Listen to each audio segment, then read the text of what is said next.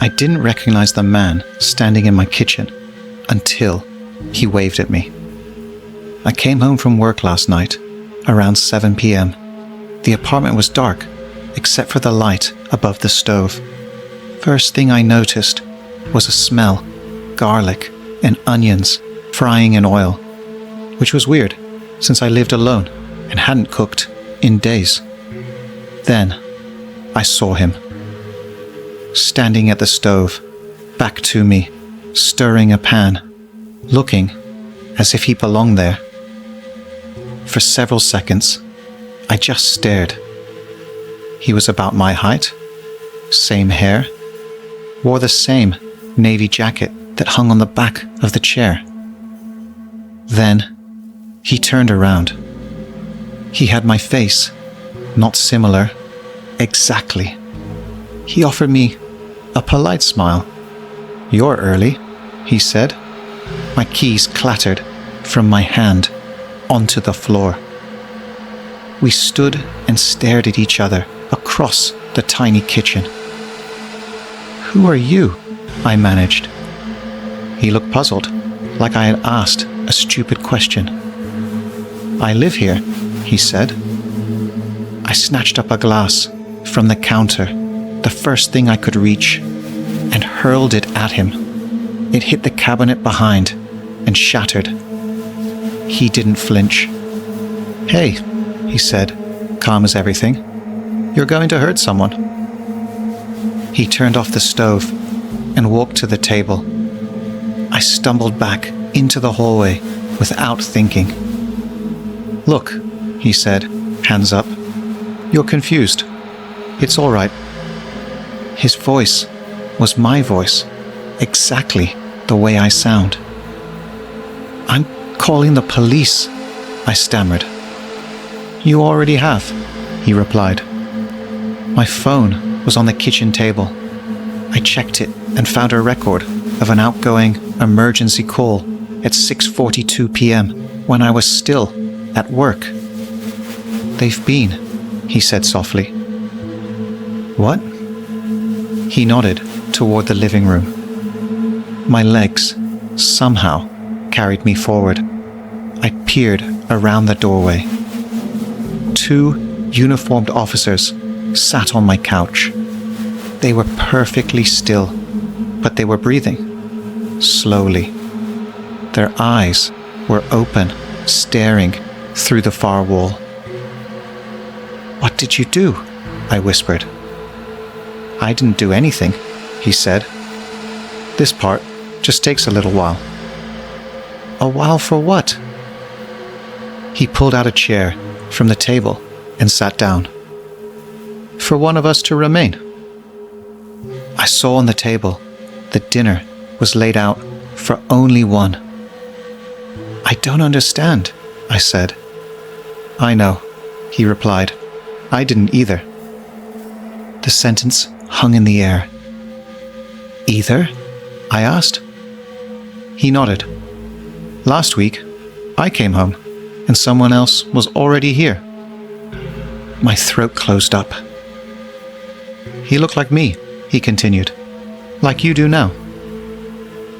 One of the officers shifted on the couch, looking towards the kitchen. "He told you to be calm?" I asked. "Yes." "And the police came?" "Yes." A cold shock was spreading through my chest. "What happened to him?" I asked. He gestured toward the hallway. There was a shape on the floor that I hadn't noticed before. A body, tucked against the bedroom door, curled, wearing my work clothes, my shoes, my face. The skin was grey and taut, like it had been dead for days. "That was me," he said. One of the officers rubbed his face, looking tired. "You killed him?" I said. "No," he replied. "You did." My ears rang. "I didn't." "You don't remember yet," he said. "But you will." He stood and began to wash out the pan, as if it were any other night. "It's always like this," he continued.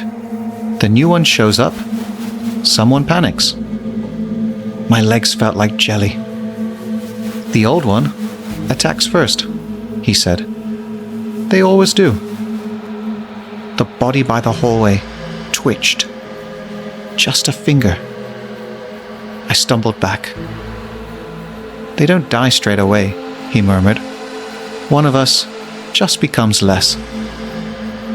One officer turned towards me, reaching out, his eyes clear and alert now.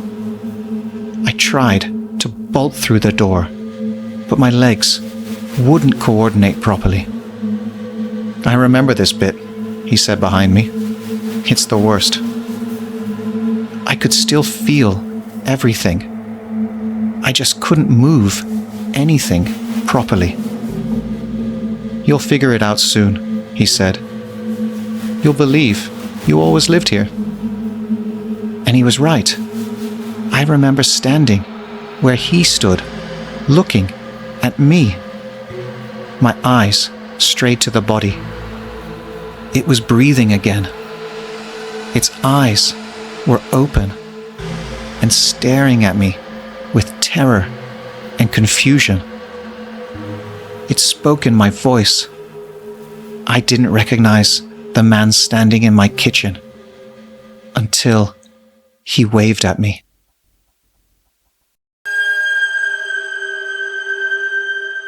Everyone gets 3 corrections in life. No one is told what they're for. It's not written anywhere officially. It's just something people know, the way they know not to touch a boiling kettle twice. A correction doesn't arrive with a sound. There's no announcement, no message on a screen. Most people describe it as a flicker, something just outside their field of vision, like a shadow passing where one shouldn't exist. Others say it feels like pressure behind the eyes, brief but unmistakable, followed by the certainty that something has changed. Only one thing confirms it: a number, appearing for less than a second where you weren't looking. People react differently the first time. Some stop mid-sentence. Some blink hard and keep going. A few smile, not because they're happy, but because smiling feels safer than not. The city doesn't explain corrections. It doesn't deny them either. It simply allows the system to function, quietly and consistently. For Elias Venn, corrections were paperwork. He worked on the 8th floor of the Department of Behavioral Review, a narrow building with frosted windows and lighting that never quite matched the time of day outside. His role wasn't to decide who was corrected or why. That part was automated. His job was to confirm them, to verify that a correction had occurred, timestamp it, and release the record into permanent storage. It was, as his supervisor liked to say, administrative hygiene.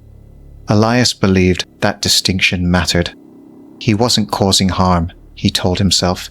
He was documenting it, making sure the system remained accurate. There was comfort in that separation, a clean line between action and acknowledgement. The office treated corrections the way other workplaces treated minor injuries or sick days, quietly, with just enough humor to keep fear from settling in. Someone had taped a handwritten sign above the break room sink. First one's free. Another listed the longest-running employees who had reached retirement age with only one correction logged. People spoke about them in lowered voices, as if restraint were a kind of talent. But no one joked about the 3rd correction. Once a year, during compliance refresh, a training video played on a loop in the common area. Elias barely noticed it anymore. Corrections are not punishments, the narrator said calmly. They are alignment tools. Elias processed an average of 47 confirmations a day. Most were unremarkable. Name, ID, timestamp, confirmation stamp, done. The system never attached reasons, only results. That was why the woman's file stood out. Her name was Mara Ionescu, 34, no prior record. Correction count, 2. Elias paused, fingers hovering above the console. Second corrections weren't rare, but they were uncommon enough to draw attention. What unsettled him was the infraction field. It was blank. No flagged behavior, no deviation marker, no predictive variance report. Just a quiet confirmation request waiting for his approval. He checked again, then again. The system didn't glitch. He confirmed the correction. Her ID photo remained on his screen longer than most. Sharp cheekbones, dark hair pulled too tight, a faint tension around the mouth, the look of someone accustomed to stopping themselves just short of speaking. The image followed him longer than he expected. That afternoon, Elias found himself lingering outside the building after his shift ended. He told himself he was waiting for foot traffic to thin, that the day had left him tired. In truth, his attention kept drifting back to the file, to the absence where an explanation should have been. When he saw her walk past, it took a moment to register why the sight felt wrong. The same face from the photo, now moving through the crowd with careful precision, not slow, just deliberate, as if each step required approval. He didn't follow her at first. He started walking the same direction as everyone else, letting the distance hold. It was only when she stopped abruptly, as if reconsidering her path, that he slowed too. When someone spoke to her, she nodded but didn't answer. Her mouth opened once, then closed again. As she passed a mirrored storefront, she turned her head sharply away. Elias felt a faint pressure behind his eyes, not a correction, but the echo of one. After that day, he started noticing patterns. Not faces, but statuses instead. The internal dashboards at work didn't show names, but they did train employees to recognize indicators, posture changes, hesitation markers, speech edits. People with one correction left carried themselves differently, as if aware of invisible margins. They chose seats near exits. They avoided sudden gestures. Conversations with them felt rehearsed, cautious, trimmed of anything unnecessary. They apologized constantly. "I'm sorry, I didn't mean. Sorry, I should rephrase. Sorry, forget I said that." No one explained why. No one asked. The city ran smoother that way. Corrections were discussed in neutral tones on the news. Statistical updates, trend lines. Behavioral stabilization remains within optimal parameters. The anchor never smiled during those segments. One afternoon, Elias was finalizing a batch of confirmations when the room seemed to dim. Not the lights exactly, but the space around them. He felt it before he saw it. A brief tightening behind his eyes, a sense of misalignment. Then, in the corner of his vision, something flickered. One. It was gone almost instantly. Elias froze. The console chimed softly. He accessed his personal record with hands that felt distant, unreal. The interface loaded with its usual sterile calm. Correction count, 1. Status, confirmed. No explanation, no reason listed, just confirmation. Around him, the office continued as normal. Someone laughed quietly at a screen. A printer hummed. No alarm sounded. No one turned to look at him. Elias stared at the number until his vision blurred. He tried to recall what he'd done, what he might have said, thought, hesitated over. Nothing stood out. That frightened him more than if something had. He minimized the window, returned to his work, but the separation he'd relied on, the clean line between observer and subject, was gone.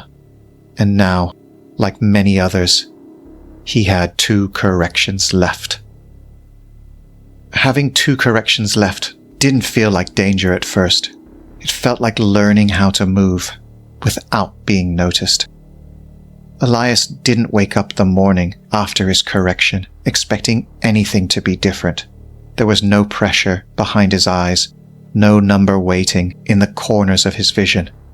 He became aware of pauses, the ones he used to ignore. How long he hesitated before answering a simple question. How often he reconsidered the exact word he meant to use, then decided a different word would attract less attention. It was not fear, not yet, but it had weight, and it stayed. At work, nothing changed officially. His access remained intact. His workload was unchanged. No supervisor called him in. The office continued its narrow rhythm, screens refreshing, keys tapping, printers humming, as if nothing had happened. But Elias noticed the way people looked away a fraction sooner than they used to.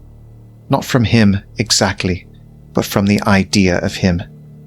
Those with clean records still spoke freely, still laughed with the careless timing of people who didn't count their own expressions. They filled space with opinions, with unfinished sentences, with confidence that the system would let them remain uncorrected.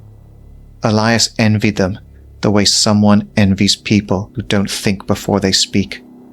He stopped eating lunch in the common area. Conversation carried too many variables. Tone could slip. A joke could land too late or too early. A reaction could be misread. He ate at his desk instead, where the only thing expected of him was completion. Unfinished things began to feel irresponsible. He started noticing the same restraint in others. People, especially with only one correction left, didn't cluster. They chose seats near exits, avoided corners where hesitation might look like indecision. They apologized constantly. Elias caught himself doing it once, alone in his apartment, after dropping a glass into the sink too loudly. "Sorry," he whispered, to no one. He saw Mara again 3 days later. She was outside a transit terminal, eyes fixed on the schedule display. When the platform number changed, she didn't move immediately, just a fraction of a second, the smallest delay, the kind the department's training modules called a hesitation marker. Then she stepped forward. She crossed the platform last, keeping careful distance from the people around her. When someone brushed past her shoulder, she flinched, not from contact, but from the unpredictability of it. Elias remained where he was. He didn't follow her. He didn't need to. Elias started seeing it everywhere. One afternoon, Elias noticed a co-worker's desk had been cleared. Not emptied, but reassigned. The chair was still warm when the replacement sat down. No announcement was made. No explanation offered. The nameplate disappeared as if it had never belonged there at all. Elias checked the internal directory later, telling himself it was routine, that he was only making sure the assignment had been logged correctly. The employee's status had been updated, reclassified. The word didn't link anywhere. No procedural note followed. It sat there in the same font as everything else, calm and final. After that, Elias began to really see them. Not often, but enough to notice the difference. A man stood perfectly still at a bus stop, hands resting flat at his sides, gaze fixed forward. He didn't check the arrival board. When the bus arrived, he boarded without hesitation and took the first available seat. He didn't look relieved. He didn't look satisfied. He looked empty. At the office, a woman from compliance support was reassigned to a windowless room near records. Elias passed her once in the hallway. She walked with steady confidence, eyes forward, expression untroubled by uncertainty. She didn't apologize when she nearly collided with him. She didn't hesitate at all. That night, Elias slept poorly. Dreams felt unsafe. He woke often with his mind blank and his heart racing, unsure what he'd been thinking just before consciousness returned. He began avoiding mirrors, not because he feared his reflection, but because of the space around it, the way he caught himself softening expressions, adjusting posture, correcting micro-movements he wasn't sure anyone was watching. The system didn't need cameras everywhere. People were learning to supply their own. Elias found himself completing tasks he might once have abandoned, finishing sentences he would have left hanging, avoiding questions whose answers might complicate things. Curiosity felt indulgent now, dangerous even. One evening, on his way home, he saw the man from the bus stop again. This time, Elias noticed something else. The man wasn't just waiting. It struck Elias with sudden certainty. The man wasn't choosing to be calm.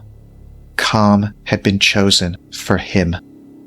Elias stood on the sidewalk longer than he should have, watching the man remain perfectly where he was meant to be. He understood then, not fully, but enough. Reclassification wasn't removal. It wasn't punishment. It was resolution. A way of taking people who still hesitated, who still adjusted, who still lived in the margins of choice, and smoothing them down until nothing unnecessary remained. The city didn't erase them. It finished them.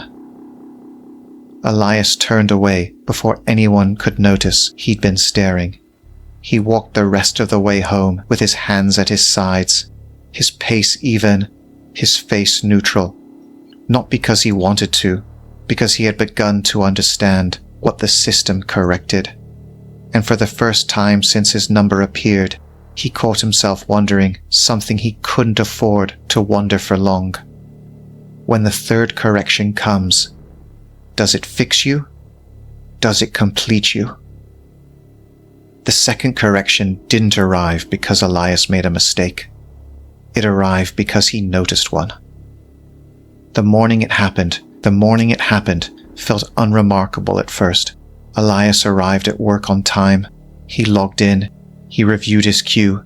He followed the careful rules he had been following for weeks now, since the first correction. Complete tasks fully. Avoid hesitation. Do not linger. He told himself he was stable. The trouble began when he recognized an anomaly he wasn't supposed to see. 3 confirmations passed through his queue in less than a minute. Same department, same routing tag, all marked complete before he touched them. That shouldn't have been possible. Elias didn't flag it. He didn't slow the process. He didn't open a report window. He simply looked until the system paused, just long enough for him to feel it. The familiar tightening behind his eyes, sharper this time, more precise. The flicker appeared in the edge of his vision, brighter than before. 2. It didn't vanish right away. The console chimed. Correction count, 2. Status, confirmed. Elias didn't move. Around him, the office continued its quiet rhythm. Screens refreshed. Someone coughed slightly. A printer hummed as if nothing irreversible had just occurred. A warning indicator appeared at the corner of his interface. Predictive variance increased. Monitoring adjusted. Elias minimized the window. Carefully. Too carefully. From that moment on, fear sharpened into something else. Urgency. He felt it everywhere, in the way he walked, in the way he spoke, in the way he monitored his own thoughts before they finished forming. 2 corrections meant 1 left. There was no room for accidents now. A co-worker approached him that afternoon. Her name was Lisa Cade. Elias knew this because he'd confirmed her second correction months earlier. He remembered the file, not because it had been unusual, but because it hadn't been. Efficient, accurate, unremarkable. She stood beside his desk without announcing herself. "You're quieter lately," she said. It wasn't an accusation. It wasn't concern. It was an observation, delivered the way someone might comment on the weather. Elias looked up slowly. "I'm working." "So am I," Lisa said. She smiled briefly. "That's the point." There was something unsettling about her calm. Not the absence of fear, but the absence of hesitation. She didn't soften her tone, didn't apologize for interrupting him. "I saw the update," she continued. "Your count." Elias felt his pulse quicken. "You shouldn't." "I shouldn't mention it?" she finished for him. "Or you shouldn't think about it?" He didn't answer. Lisa glanced around the office, then back at him. "You're doing fine," she said. "Better than most." "Is that supposed to help?" Elias asked. She considered the question, genuinely. "It helped me." That was when Elias noticed it. The subtle shift in her posture, the stillness, the way she occupied space without adjusting to it. She wasn't careful. She was certain. "What happens next?" Elias asked quietly. Lisa's expression softened, not with sympathy, but with something closer to relief. "You stop wasting energy," she said, "on things that don't resolve." She turned and walked away before he could respond. Elias didn't see her hesitate, even once. That night, he accessed the system from home. He knew he shouldn't. He knew curiosity was dangerous. But knowing something was dangerous wasn't the same as not needing to know it. He didn't search for reclassification directly. That would have been too obvious. Instead, he traced metadata, routing tags, process histories. He followed the gaps, the places where information ended too cleanly, where explanations had been replaced by outcomes. The word appeared again, reclassified. This time, it linked somewhere. Not to a document or a procedure, but to a category. Optimization outcomes. Elias scrolled. The page wasn't long. It didn't need to be. Most of the content had been replaced with neutral placeholders and approval stamps. But one line remained visible, unremarkable in its phrasing. Reclassification is not a corrective measure. Elias felt the tightening behind his eyes intensify. It is the resolution of sustained variance. His hands hovered above the keyboard. He didn't scroll further. He didn't need to. Sustained variance. Hesitation, adjustment, self-correction, the constant friction of choosing. The system wasn't punishing people for mistakes. It was finishing those who couldn't stop adjusting. Elias leaned back in his chair, breath shallow, mind racing faster than it had in weeks. He thought of Mara, of the man at the bus stop, of Lisa's calm certainty, of how tired he was. The interface dimmed. A notification appeared at the edge of the screen, not an alert, just a reminder. Monitoring level increased. Elias closed the window. In the dark reflection of the screen, he saw his own face, tense, unfinished, still adjusting, still unresolved. He understood now why the third correction wasn't feared the way the first two were. It wasn't a warning. It was what the system was building toward all along. And Elias had just proven he was still asking questions. After the second correction, Elias began to move faster. Not outwardly. His pace remained even, his posture neutral, his expression carefully unremarkable. But something accelerated inside him, thoughts he could no longer slow. Understanding had changed the shape of fear. The system wasn't arbitrary. It wasn't cruel, because it didn't need to be. It was complete. That realization settled over Elias slowly, impossible to ignore. The third correction no longer felt distant. It felt patient, waiting for him to arrive at it on his own. Elias told himself there was still time. He reviewed files with new urgency, tracing outcomes backward instead of forward. He stopped looking for causes and began studying endpoints. Reclassified individuals appeared again and again in the same places, roles that required execution, not judgment. Transit coordination, records maintenance, archival verification. Positions where hesitation would only interfere. He noticed something else too. The system never rushed them. People didn't get pushed toward reclassification. They drifted there. Lisa spoke to him again 3 days later. She didn't sit. She didn't ask if she could talk. She stood beside his desk, hands folded loosely, gaze steady. "You're tired," she said. Elias didn't deny it. "I'm running out of room." Lisa smiled, not kindly, not unkindly. "You're framing it wrong." "Then explain it," Elias said. The edge in his voice surprised him. He corrected himself immediately. She shook her head. "That wouldn't help." "Why not?"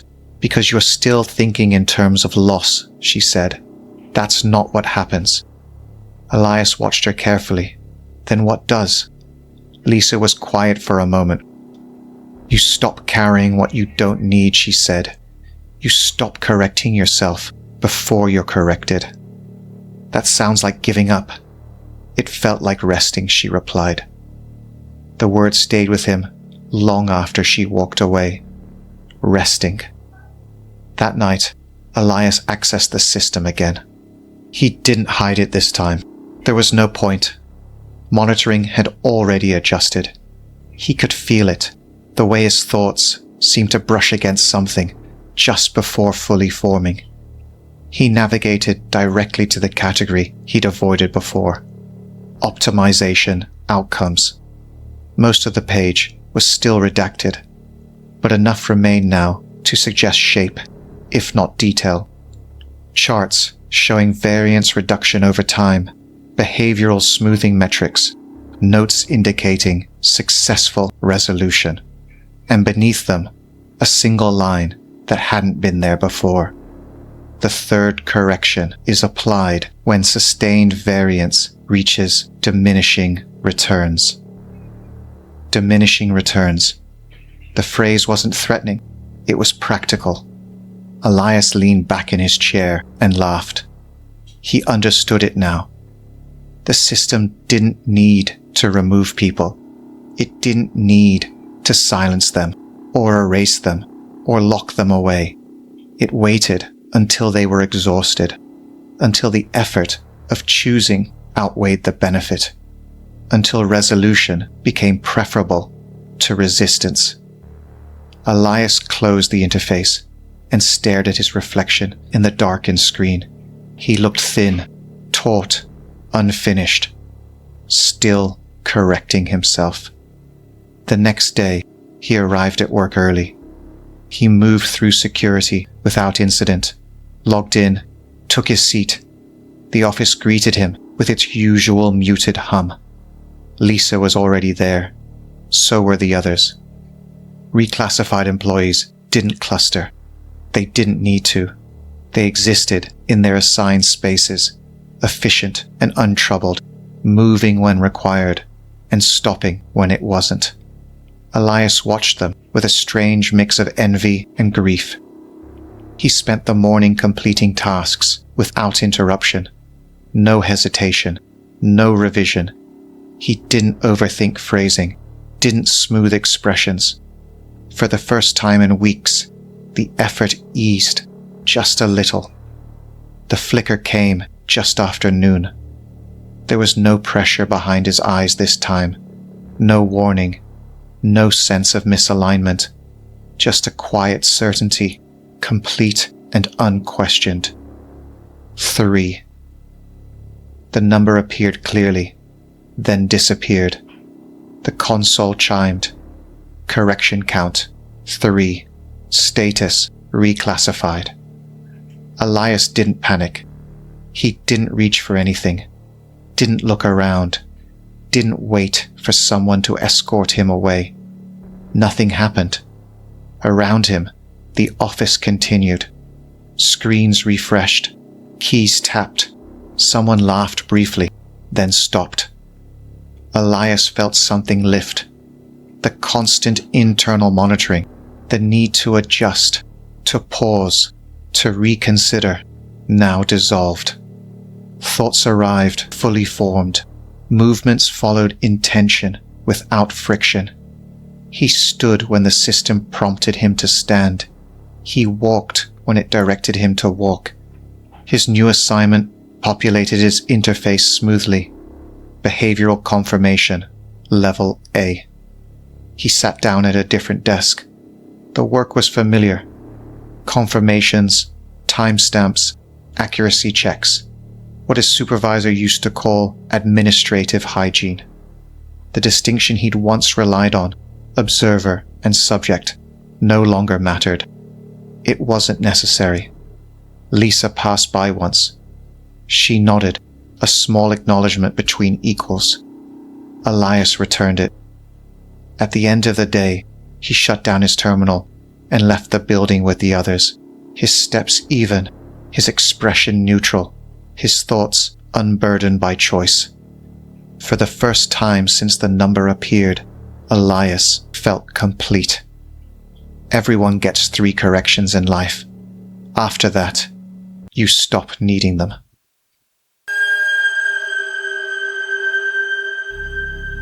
I don't know how long I have before it comes back. I'm recording this from my phone in the bathroom, as it's the only room that will lock in the house. My son is here, weeping, and I can hear something in his room pacing across the floorboards. The window is small, but if I have to, I think I could get us out. This all started 5 nights ago. I awoke to him on the baby monitor. He wasn't crying or calling for me. He was whispering. "Hi," he said. I remember checking the time. It was 1:34 a.m. I pulled my phone out of my pocket and looked at the feed of the camera in his room. His bed was empty. He was standing in the doorway, staring down the hallway. "Did you come back?" he asked. There was no one there. I could see all of the hallway from the camera. It was just darkness and a tiny nightlight glow from the top of the stairs. I thought he was sleepwalking. I got out of bed, went in to pick him up. "Who were you talking to?" I asked. He leaned against my chest. "The tall one." I brushed it off. Kids are silly. Imaginary friends. Could be anything, a sleepy, tired child might say. I tucked him into bed. The next night, I heard him again. He was giggling. Actual, loud giggles, the kind he gets when he's being tickled. I checked the monitor. He was in the doorway, again. "You can't come in," he said. "Daddy told me." He tilted his head, listening. "I know that you're big." And that's when the cold dread took over. Something was wrong. I got up, walked into the hallway. It was empty. My son was still, staring. "Who's there?" I asked. He looked at me, annoyed. You scared him. That was the first day he stopped knowing our dog's name. He kept pointing at her the whole day and asking, "That." By day 3, words that he had known for years disappeared. Colors, songs, basic concepts. I started recording the baby monitor. That 4th night, I heard it. Underneath the babbling from my son was another voice. Slow, deep, gentle. It sounded like me. "Say it again," it whispered. "I don't know," my son replied. "You do know. You did once." My son started crying. The next morning, he complained his head hurt. I put the recording on his phone while he ate cereal, and the moment the other voice started, he dropped his spoon, covering his ears. "That's my inner voice. He took it." Last night, I couldn't sleep. I turned out all the lights in the house and just sat in the hallway, on the floor, my back to the wall, directly across from his room. I didn't want him to wake up and see me watching, but I needed to know what was happening. The baby monitor sat in my hand, screen displaying his bed, and his favorite blanket balled up at the foot of it. The house was quiet, too quiet. 1:33 a.m. His bedroom door creaked open. On the monitor, I could see him stepping out. No sleepiness on his face, no groggy look in his eyes. He was simply standing there, staring down the hallway. "Are you here?" he whispered. I held my breath. Something answered. Not from the hallway, not from anywhere in the house. From the baby monitor. "I'm here." It was my voice, perfectly clear, no crackle, no weird resonance. My son grinned. "Daddy." I stood up. My legs felt wobbly. "That's not me, darling. Come back to bed." He never once looked at me. "He said you were too loud," he told the darkness. "You scare him." The voice on the monitor was calm. He always did. The air at the other end of the hallway felt thick, like something was shoving it out of the way as it approached. I couldn't see it, but the hair on my arms was prickling. "Who are you?" I asked the hallway. The voice didn't acknowledge me. "You have been very good," it said to my son. "You told me everything." "Everything?" I whispered. My words, my thoughts, my daddy. A chill went through my veins. Something was being taken from my son, pieces of him, and those pieces were also pieces of me. "Come here," I said, reaching out. He paused. The darkness at the other end of the hallway creaked. A single step, slow, deliberate, heavy. Something was coming towards us.